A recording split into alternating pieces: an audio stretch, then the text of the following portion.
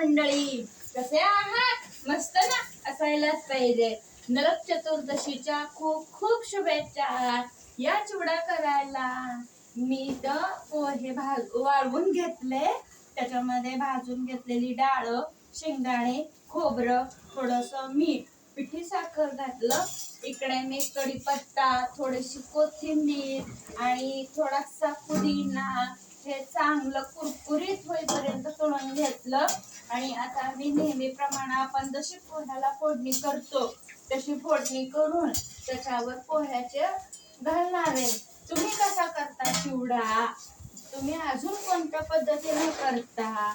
मी ना या वर्षी दिवाळी फराळ करायला खूप उशीर झाला मला, त्यामुळे सगळे व्हिडिओ माझे उशीर येणार. इथं मी चिवडा मसाला घेतलाय फोडणीमध्ये, जिरे, मोहरी,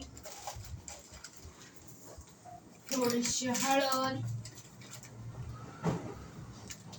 आणि नेहमीप्रमाणे हिंग.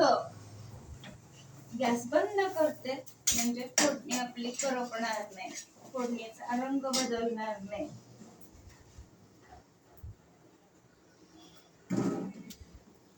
थोडासा हिंग,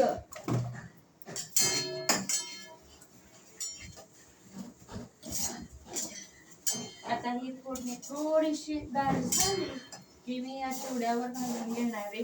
नाना नानी गावरान किचनला लाईक करा, शेअर करा, सबस्क्राईब करायला विसरू नका. नाना नानी गावरान किचनच्या सर्व कुटुंबीय सदस्यांना पुन्हा एकदा दिवाळीच्या खूप खूप शुभेच्छा.